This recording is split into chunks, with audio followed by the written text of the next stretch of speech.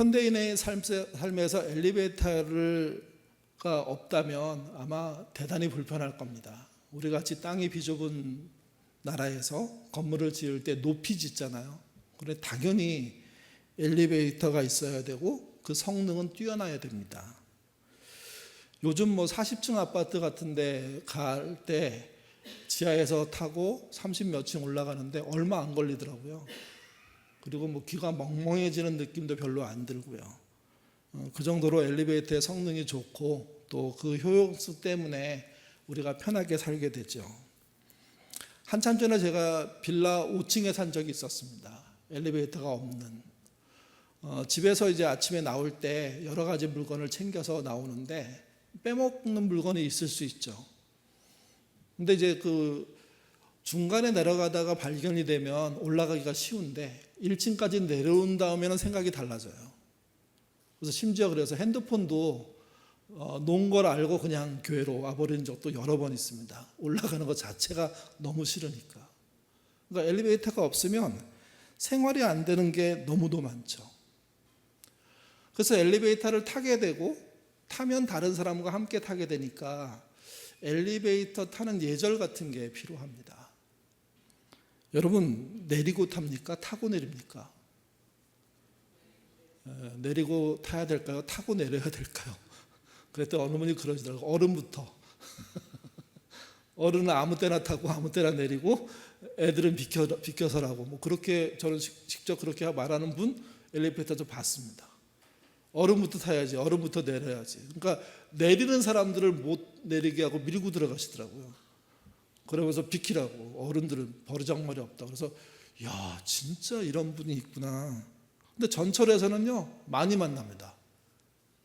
타고 내리려는 걸 당연하게 생각하는 사람, 먼저 그냥 밀고 들어가 버리니까. 엘리베이터는 내리고 타는지 타고 내리는지 질문하는 것 자체가 문제입니다. 당연히 내리고 타야죠. 전철도 그래야죠. 근데 그게 그렇게 되지 않습니다. 그렇게 되지 않는 경우가 많습니다. 그럴 때 그 단순한 예절을 지키지 못한 사람이 미안해야 됩니다. 근데 그것을 어긴 사람이 미안해조차 하지 않으면 상당히 그 짧은 시간이지만 불편한 시간이 이어지죠. 한 번은 6명이 한꺼번에 밀고 들어왔습니다. 그래서 앞에 서 있던 분들이 뒤로 밀려서 구석에 이렇게 몰리게 됐죠. 그분들이 밥을 드시고 탄 것 같습니다. 그분들이 들어오자마자 권사님, 장로님 하면서 막 큰 소리로 얘기를 하는데 그 전에 제가 타고 있었고 저랑 함께 타고 있는 사람들은요 소곤소곤 얘기하고 있었거든요. 근데 그 얘기가 들리지 않을 정도로 그들의 위세에 의해서 밀리는 일들이 벌어지더라고요. 그리고 그들이 무슨 음식을 먹었는지 금방 알 수 있었습니다. 매우 불쾌한 장면이 벌어진 겁니다. 그리고 그들이 내렸습니다. 먼저. 그랬더니 뒤에 있던 두 분이 저런 것들은 태우면 안 돼 하면서 화를 내면서 또 교회 다니는 사람들은 대부분 다 저래 하는 소리들을 막 해버리는 겁니다. 목사이고 또 같이 신앙생활하는 한 분이 같이 탔는데 얼마나 낯뜨겁고 화가 나고 이상하든지 꼭 그분들은 내려서 그 소리를 못 들었으니까 그분들은 무슨 욕을 했는지 모르겠지만 우리가 욕먹는 것 같은 느낌이 들었습니다. 그러니까 예절 필요합니다. 내리고 타는 게 법칙이고 탔다면 개인적인 대화는 통화도 그렇고 그건 절제해야 됩니다. 크게 부르지 않아야 되고 크게 다른 사람에게 위력적인 행동들 하지 않아야 됩니다. 근데 그들은 그런 상황 이해하지 않고 자기들만 중요하게 생각하고 자기들끼리 하고 그냥 내려버리는 거죠.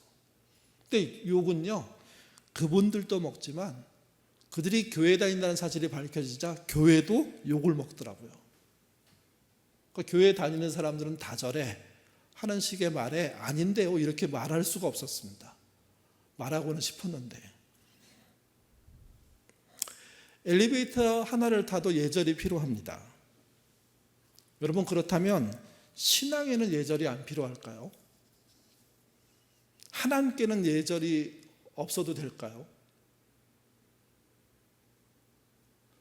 신앙이 좋다는 분들이 하나님을 만만하게 설명하고 만만하게 이야기하는 경우 참 많습니다. 마치 자신이 하나님하고 아주 막역한 사이처럼 아무렇게나 말하고 아무렇게나 행동하고 아무렇게 하는 꽤 많죠. 이게 기도도 그런 경우 참 많습니다. 예의 없는 기도, 일방적으로 자기 얘기만 하고 끝내는 기도. 사실 그거는 성경에서는요, 급박할 때 말고는 기도가 아닙니다.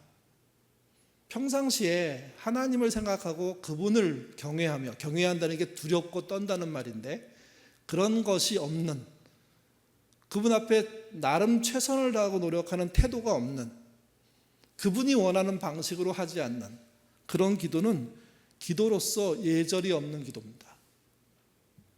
어떻게 되다가 하나님께 기도하는 사람들이 예절 없는 기도를 하게 되는지 정확하게 근원을 알 수는 없지만 많은 분들이 그런 기도를 실제 하고 있다고 생각합니다. 그래서 오히려 기도할수록 기도가 응답이 없는 경우가 아닐까 하는 생각이 듭니다. 오늘 본문은 바사, 페르시아죠. 페르시아 왕 아닥사스다가 통치할 때 일입니다. 느헤미야가 술 맡은 관원으로 일하고 있는 것 같습니다. 그런데 페르시아 왕가에 대한 기록을 본 성경학자들이 말할 때는 그런 직책은 없는데 하는 이야기가 같이 있긴 합니다. 그런데 어쨌든 본문이 흘러가는 상황은 술을 맡은 자가 왕의 굉장한 측근으로서 왕과 가까이에서 대화할 수 있는 기회가 열리고 그 기회를 통해서 어떤 이야기를 했다는 거죠. 같이 보겠습니다. 아까 읽었지만 느헤미야 2장 1, 2절입니다. 읽겠습니다. 아닥스다 왕 제20년 니스안월에 왕 앞에 포도주가 있기로 내가 그 포도주를 왕에게 드렸는데 이전에는 내가 왕 앞에서 수심이 없었더니 왕이 내게 이르시되 내가 병이 없거늘 어찌하여 얼굴에 수심이 있느냐 이는 필연 내 마음에 근심이 있으리로다 하더라. 그때 내가 크게 두려워하여. 왕과 신하 그리고 왕이 포도주를 마시는 자리에 있는 신하, 공무를 하거나 또 이렇게 신하를 모아놓고 논의를 하거나 지시를 하는 자리가 아니라 매우 사적인 자리까지 들어가는 신하. 그러면 그 신하는 왕이 엄청 신뢰하는 사람입니다. 도대체 그 나라에서 얼만큼의 영향력이 있는지 모르겠지만 왕을 대면하고 서로 말을 하는데 왕이 신하의 얼굴에 있는 수심까지 이렇게 살펴볼 정도라면 그 사이가 우리가 말하는 것처럼 굉장히 친한 사이라고 말할 수밖에 없죠. 느헤미야는 신하입니다. 당시 모든 나라마다 신하들은 왕 앞에 나갔을 때 개인사를 얼굴에 비치거나 말에 비춰서 알게 만드는 일은 금기시되어 있었습니다. 그러다가 왕의 심기가 뒤틀어지면 즉결 처분을 받을 수도 있기 때문에 기본적으로 조심해야 되고 또 왕의 심기를 자기의 일상의 어려움 때문에 어지럽히는 것 자체도 옳은 일이 아니라고 생각하는 게 거의 모든 나라에서 벌어지는 일들입니다. 그러니까 느헤미야도 그 사실을 몰랐을 리가 없습니다. 그러니 본인에게 걱정이 있지만 그는 왕 앞에 가서는 전혀 그러지 않은 척하면서 왕의 수발을 들고 있었고 왕과 대화하고 있었고 왕과 시간을 보내고 있었던 게 분명할 겁니다. 근데 왕이 느헤미야가 얼마나 친했는지 그 얼굴 감추고 있는 얼굴 뒤편에 있는 그 모습까지 감지해내고 묻는 겁니다. 왜 이렇게 수심이 가득하냐고, 어디 아픈 거 아니냐고, 고민 있냐고. 왕은 전에 같지 않은 느헤미야의 태도를 보고 걱정을 했고 그 걱정에 대해서 신하인 느헤미야는요 솔직히 말할 수밖에 없었습니다. 순간 거짓말을 할 수가 없었고 그래서 솔직히 말합니다. 그게 이제 3절로 이어지는데요. 제 조상들이 살고 있는 성읍 예루살렘이죠. 이스라엘이죠. 그 성읍이 폐허가 됐다는 소식을 듣고 있습니다. 성문이 모두 잿더미가 되어서 망해버렸고 거기 사는 백성들은 정말 죽지 못해서 살고 있는 상황이라는 소식을 제가 들었습니다. 제 마음이 그래서 힘듭니다. 어렵습니다. 우울합니다. 하는 이야기를 하게 되는 겁니다. 왕한테 이런 말을 하는 게 기회다 이렇게 생각하는 분들이 있는데, 사실은 그런 기회를 잘못 쓰면 본인이 당할 수도 있기 때문에.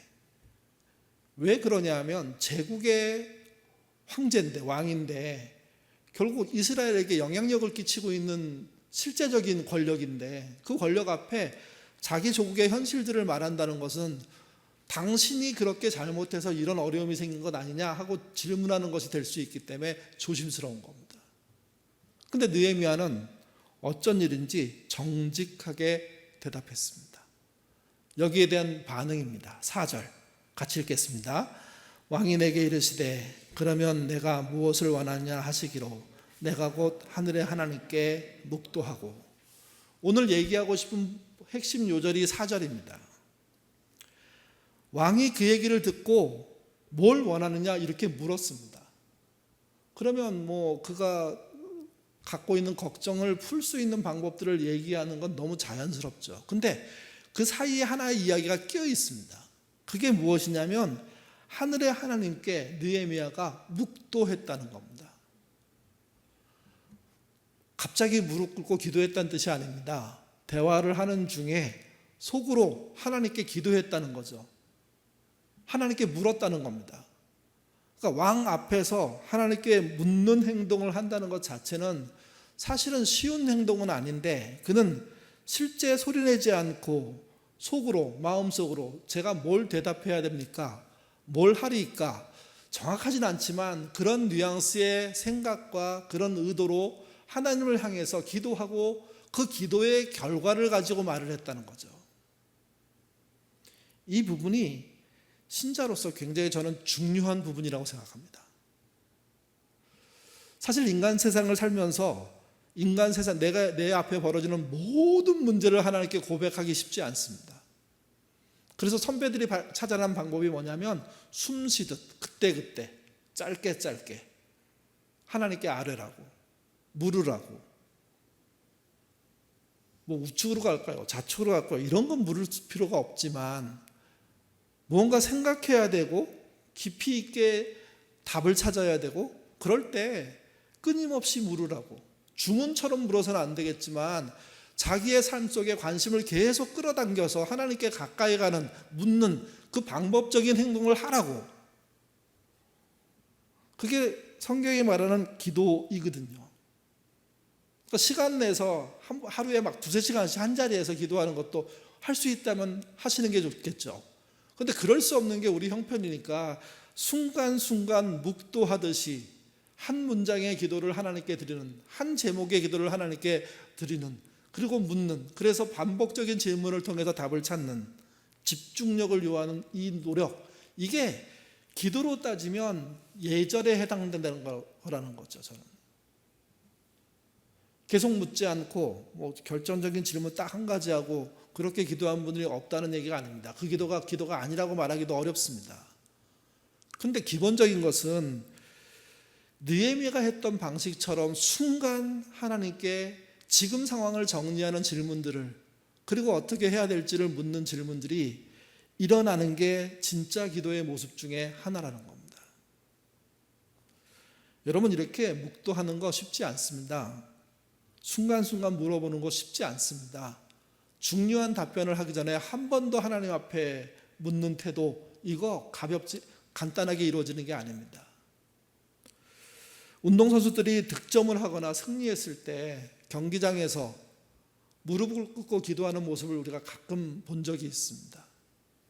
근데 그런 얘기 하더라고요. 그 선수촌 교회 목사님이 어느 날 이렇게 강의하시는데, 자기들이 요즘 얘기는 아닙니다. 좀 옛날 얘기인데, 자기들이 거기 나오는 그런 선수들한테 그런 부탁한대요.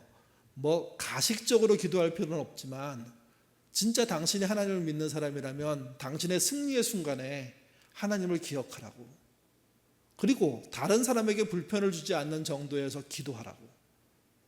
손을 들고 무릎을 꿇고 그렇게 안 해도 된다고, 진심으로 해보라고. 근데 선수들이 그때 아멘하고 동의하고 경기장에 들어가지만 막상 자신이 승리를 하거나 득점을 했을 때 기도하는 거 잊어버리는 경우가 태반이랍니다. 훈련을 받아도 쉽지 않아요. 그러니까 어느 정도 실제 용기와 훈련이 돼야 된다는 거죠. 이게 느헤미야의 이 짧은 묵도가 어떻게 나왔는지 정확하게 알 수는 없습니다. 근데 1장 상황으로 넘어가면 그는 묵도라는 것을 그 짧은 시간에 하게 된 배경으로서 기도하는 시간이 존재했다는 것을 알 수가 있습니다. 같이 보시죠. 느헤미야 1장 4절에서 6절입니다. 읽겠습니다. 내가 이 말을 듣고 앉아서 울고 수일 동안 슬퍼하며 하늘의 하나님 앞에 금식하며 기도하여 이르되 하늘의 하나님 여호와 크고 두려우신 하나님이여 주를 사랑하고 주의 계명을 지키는 자에게 언약을 지키시며 긍휼을 베푸시는 주여 간구하나이다. 이제 종이 주의 종들인 이스라엘 자손을 위하여 주야로 기도하오며 우리 이스라엘 자손이 주께 범죄한 죄를 자백하오니 주는 귀를 기울이시며 눈을 여시사 종의 기도를 들으시옵소서. 나와 내 아버지의 집은 범죄하여. 그리고 얘기가 이어집니다. 내가 이 말을 듣고 앉아서 수일 동안 울었다는 이야기는 조국의 망가진 망해버린 그 상태, 성리, 성전이, 그리고 성문이, 그리고 거기 사는 백성들이 완전히 그냥 쫄딱 망한 상태의 소식을 듣고 우는 겁니다. 특이한 건 수일 동안 울었다고 얘기합니다. 한 번도 끊김없이 울었다는 의미보다는 그 슬픔이 오랫동안 지속된 걸 말합니다. 진정이 됐다가 다시 또, 진정이 됐다가 다시 또, 이런 걸 반복하는 거죠. 다른 일에 바빠서 뭔가 몰입하고 있다가 그때는 잊어먹었는데 그런 일이 끝나는 순간 갑자기 그 일이 다시 생각나면서 그 슬픔이 떠나지 않는 겁니다. 그래서 그가 어떻게 하냐면 하나님 앞에 금식합니다. 기도의 가장 극단적인 형태가 금식입니다. 밥을 먹지 않고, 사실은 한 걸음 더 나가면 사회활동을 하지 않고 사람을 만나지 않고 단식하면서 하나님께 나가는 것만큼 절실한 건 없습니다. 성경은 이때도 몸을 깨끗이 하고 나 기도하고 있습니다 하는 티내지 않고 일상을 살면서 하라고까지 얘기합니다. 그러니까 얼마나 절박하면 먹지 않고 기도할까요? 그것도 조국의 소식을 놓고.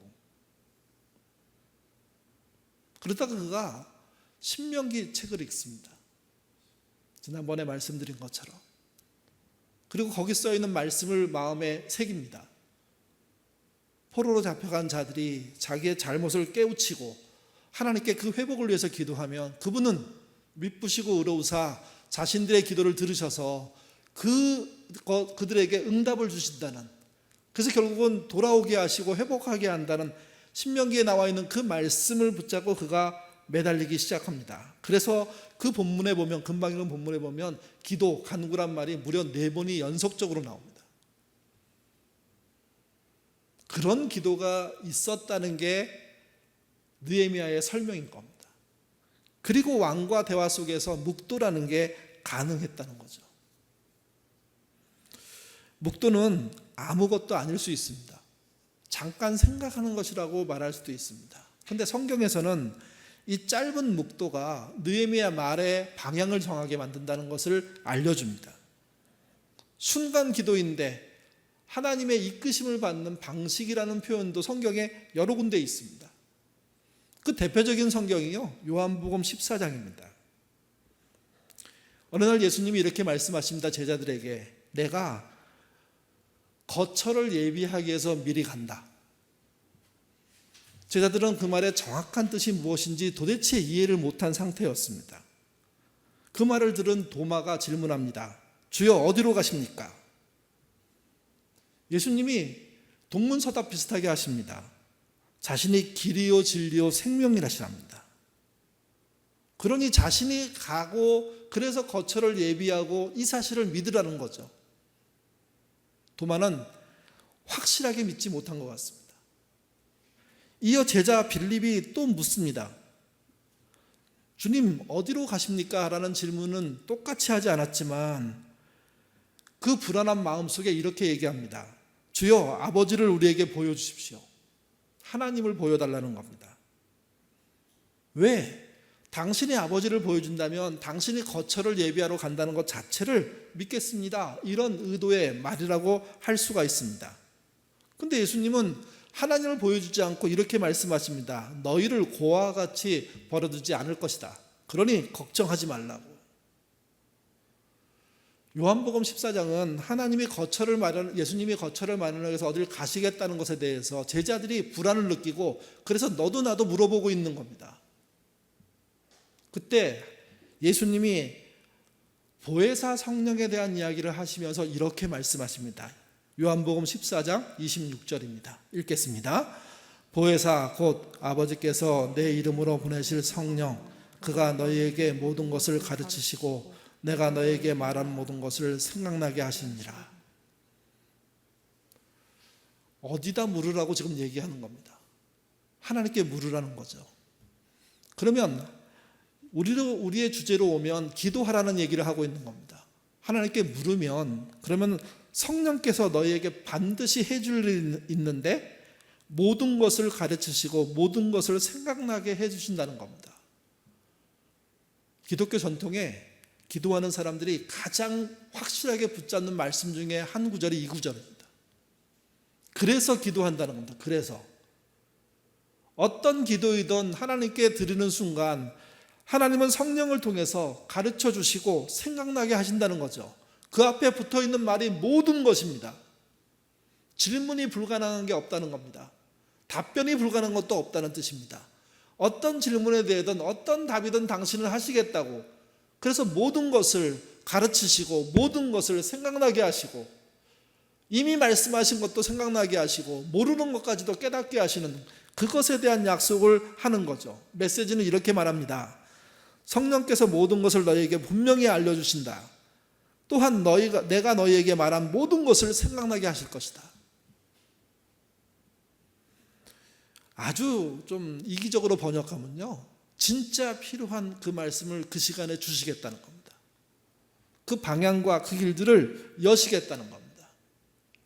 이 말씀을 토대로 거꾸로 구약으로 올라가서 느헤미야 사건의 묵도를 연결시켜 보면 느헤미야는 그런 교육을 받았거나 그런 지시의 말씀을 직접 받은 적이 없지만 묵도를 통해서 가르치시고 생각나게 하시는 하나님을 믿고 있었고, 그래서 하나님께 물었고, 그래서 그 다음에 답변들을 할 수 있었다고 볼 수가 있는 겁니다.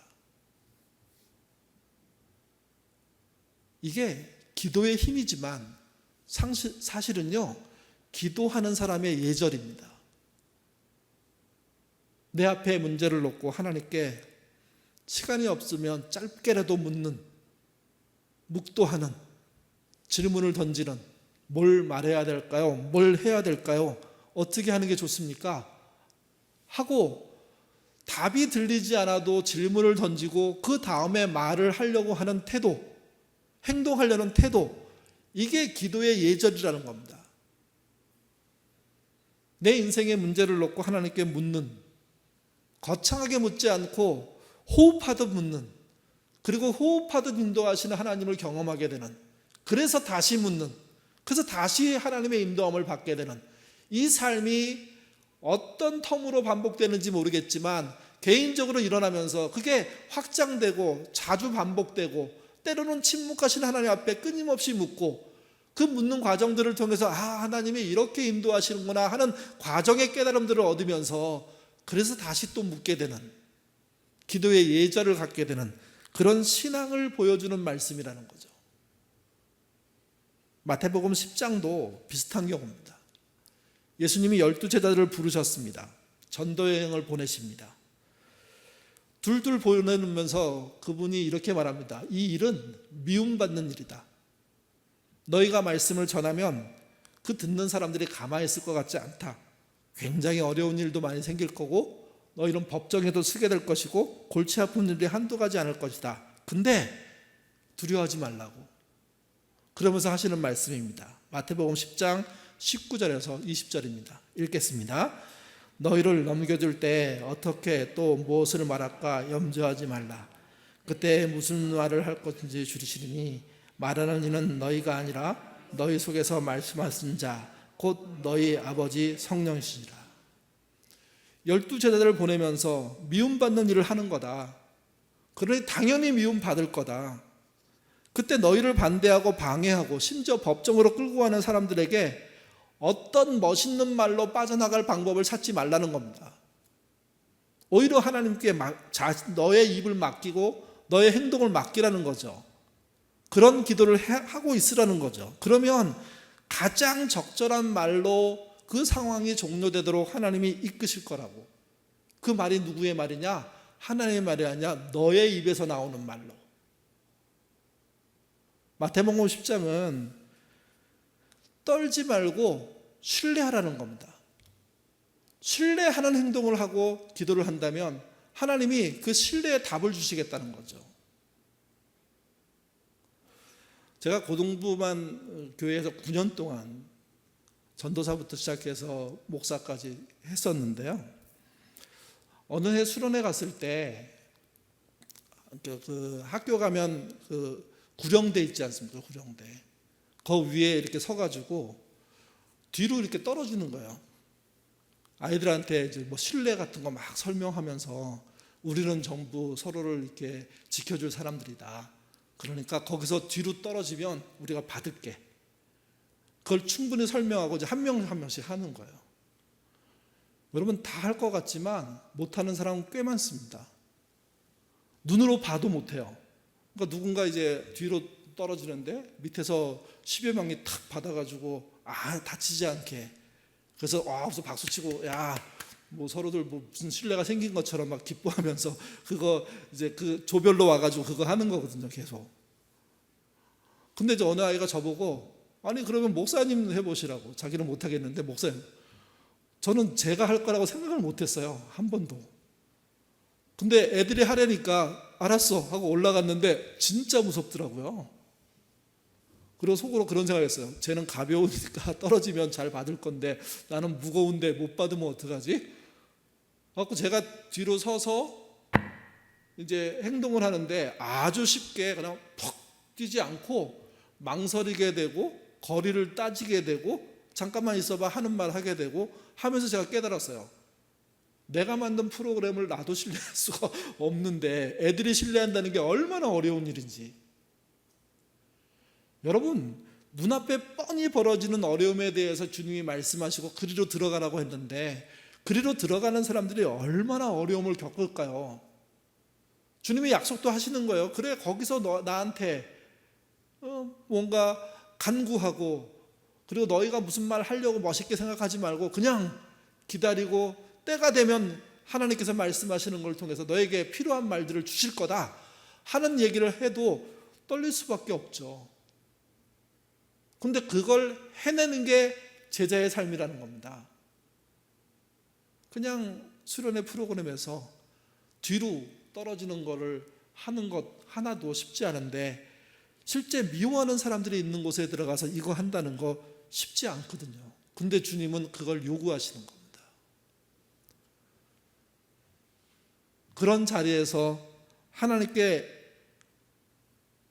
예의를 다해서 이렇게 표현하면 좀 그렇지만 최선을 다해서 묻고 그리고 기다리는 멋있는 답을 구상해가지고 내보내려고 하지 않고 그야말로 그 순간에 주어지는 말씀으로 말할 수 있다 하는 확신을 가지고 그 순간이 되기까지 하나님만 딱 붙잡고 있는 그 믿음, 그게 제자들에게 필요하다고 하고 하나님은 그걸 요구하는 거죠. 제자들은 그 현장에서 실제 하나님이 얼마나 크게 역사하시는지 다른 성경에 보면 다 설명되어 있습니다. 마귀가 떨어질 것 같은 역사들이 일어났다고. 그래서 여러분 말하기 전에 기도한다는 거, 행동하기 전에 기도한다는 것은 대단히 좋은 믿음입니다. 신앙의 예절입니다. 기도를 통한 예절이죠. 기도보다 말과 행동이 앞서는 것은요, 하나님을 무시하는 겁니다. 너무 밥 먹듯 무시하니까 아예 그런 생각조차 안 하고 사는 신앙인들이 늘어나고 그들이 다수가 된 세상이 돼버린 거죠. 필요한 말을 생각나게 하시는 성령님이 계심을 믿고 그분께 어려움의 현장에서 하나님께 묻는, 하나님과 성령을 무시하지 않고 그분의 뜻에 따라서 가보려고 한 번도 짧게 기도하는 그런 노력과 수고, 이게 믿음이다. 그렇게 본문이 얘기해 주고 있는 겁니다. 느헤미야는 왕이 기회를 줄 때 자신의 머리를 짜내서 대답을 하지 않고 하나님께 묵도했습니다. 그리고 결국 그 묵도의 결과로 해낸 말 때문에 그가 총독의 역할로 조국에 돌아가서 나름 회복하고자 하는 노력들을 할 수 있는 기회를 얻게 되죠. 그 회복이 완벽하지 않았습니다. 불안했고 부족했고 방해도 많았고, 근데 그런 시도를 할 수 있었던 건 그 묵도의 답이라는 겁니다. 물론 그 묵도 앞에 자신이 들었던 소식 때문에 금식하고 여러 날 울고 기도하고 또 기도하고 또 기도했던 그 흔적들이 쌓인 게 사실입니다. 그리고 그 묵도를 통해서 결실을 얻게 된 거죠. 우리도 기도로 따진다면 예절에 해당하는 하나님께 묻는, 그리고 그 다음에 주어지는 상황에 뛰어드는 그런 훈련과 노력이 필요하다는 말입니다. 한참전 우리나라에 기도할 때마다 이런 표어가 있었습니다. 부모의 새벽 기도는 자녀의 평생 축복, 자녀의 새벽 기도는 부모의 노후 대책, 아내의 새벽 기도는 남편의 영적인 성공. 한 두 가지가 더 있었던 것 같은데 기억은 안 나고요. 그러니까 이제 아내가 나왔으니까 남편의 기도가 나왔을 거고 뭐 이렇게 하겠죠, 이게. 여러분, 부모의 새벽 기도가 자녀의 평생 축복, 어떤 의미일까요? 자녀의 새벽 기도가 부모의 노후 대책, 이게 무슨 의미일까요? 아내의 새벽 기도가 남편의 영적인 성공. 이 말을 만들어서 미국에서 굉장히 히트친 목사님이 우리나라의 가장 큰 대형교회 담임 목사로 청빙 받아서 왔습니다. 근데 그 목사님이 가짜 박사학위, 불법, 편법 뭐 등등의 문제 때문에 평지풍파를 일으켰죠. 가장 신뢰받는 교회였는데 그 사건이 있고 난 다음에 가장 못 믿게 된 교회가 되고 말았습니다. 도대체 어떻게 그럴 수가 있을까? 그분이 전에 했던 어떤 행동들의 이유가 있지 않을까? 그럴 때 사람들이 써먹는 말 중에 하나가 금방 아까 얘기했던 부모의 새벽기도, 자녀의 새벽기도, 아내의 새벽기도 같은 표현을 얘기합니다. 그게 정상이냐는 거죠. 그게 바람직한 기도냐는 거죠. 하나님과 딜을 하려고 하는 것이고 하나님과 무언가 하나님께 압력을 행사하고자 하는 이거. 기도하자고 하면서 하나님께 묻지 않는 거예요. 기도하겠다고 하면서 하나님의 뜻이 무엇인지 찾지 않는 거예요. 정말 중요한 때 하나님 어떻게 해야 될까요? 하고 묻는 방식에 대해서는 완전히 별개인데, 잘 되는 일, 크게 되는 일, 성공하는 일에 대해서는 정말 악착같이 얻어내려고 하는 기도의 그 모습이 결국 그 결과가 아닐까. 여러분, 여러분의 기도는 그러지 않았으면 좋겠습니다. 그러기 위해서 여러분이 기도의 본으로 삼아야 될 건 오늘 본문의 이야기이기도 하지만 예수님의 겟세마네 동산 기도, 이걸 기억하셔야 됩니다. 예수님은 하나님의 아들로 메시아로 이 땅에 오셨는데 십자가 지고 싶지 않으셨습니다. 근데 교양 있게 십자가 지고 싶지 않다는 이야기를 빙빙 돌려 하거나 그러지도 않았습니다.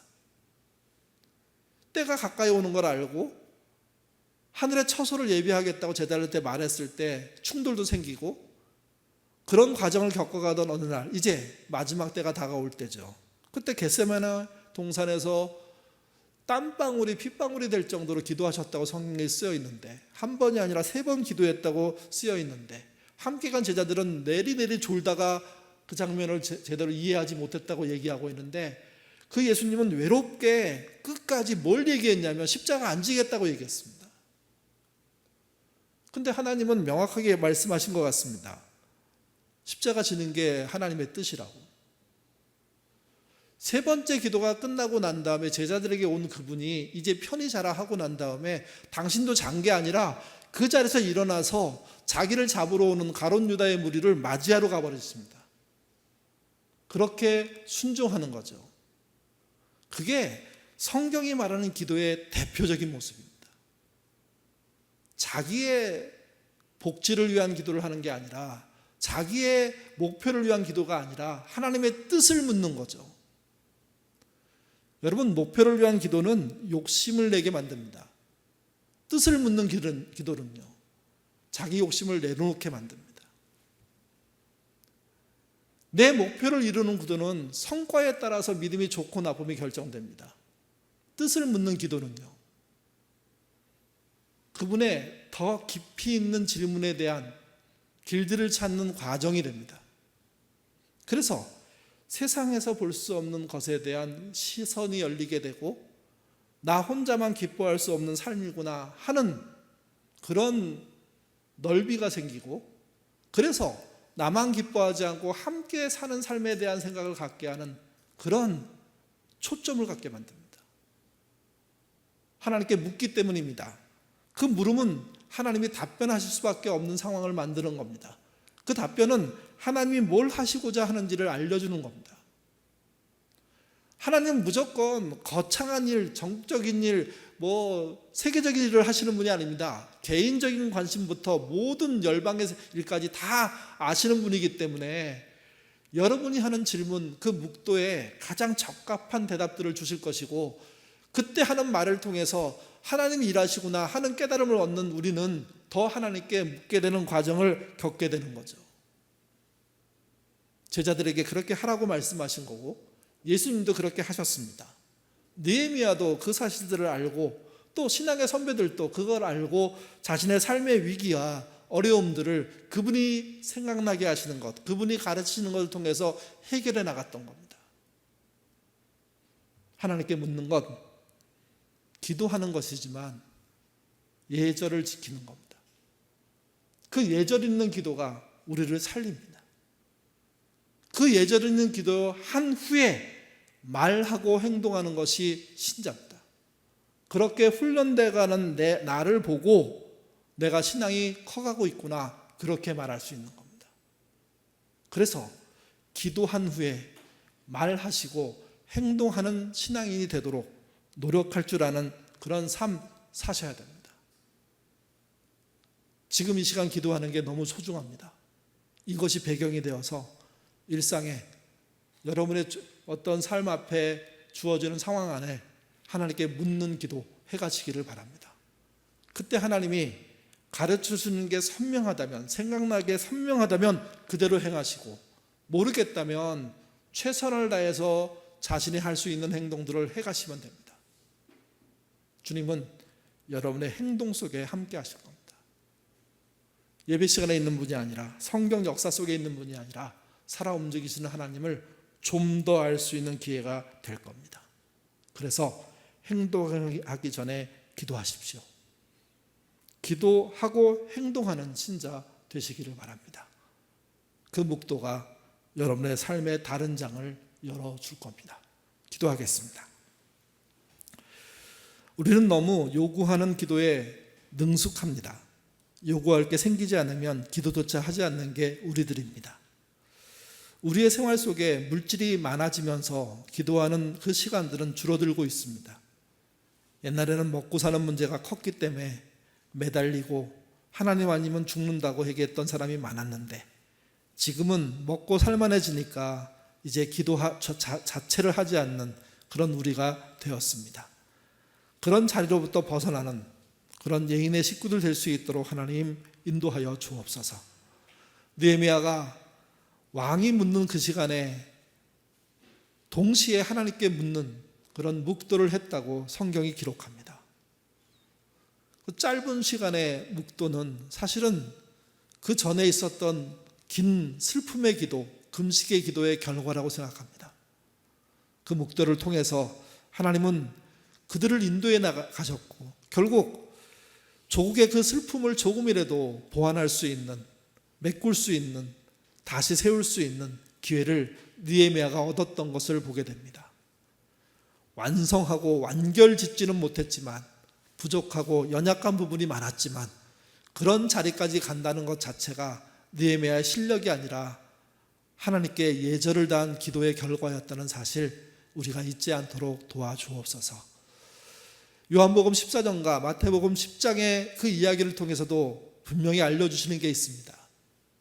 주님께 기도하는 자에게 모든 것을 가르쳐 주시고 생각나게 하신다고, 두려움 없이 담대하게 할 수 있는 말과 행동을 주시겠다고, 그 하나님의 말씀 의지하고 하나님께 묻는 기도로 우리의 기도를 키워가는 신자 되도록 도와주옵소서. 그래서 질문하고 답하는 그 관계가 성립되게 도와주시고, 그런 질문과 답을 통해서 하나님을 더 많이 알게 되는, 더 신뢰하게 되는, 예배 시간만이 아니라 거창한 일에서만이 아니라 일상에서도 주님과 동행하는 그런 신자의 삶 사는 우리가 되도록, 그래서 우리 안에 기도로서 통하는 게 있고 하나님께 다하는 예절이 있는 그런 신자 되도록 인도하여 주옵소서. 간절한 기도가 필요한 사람들이 있습니다. 그들의 기도를 들어주시고, 그들이 그 기도한 후에 그 기도의 답만으로 끝나는 것이 아니라 일상의 기도로 이어지는 그런 걸음이 되도록 이끌어 주옵소서.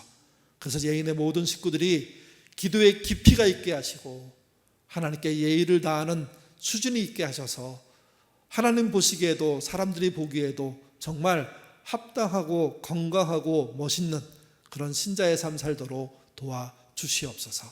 감사하며 예수님 이름으로 기도드립니다. 아멘.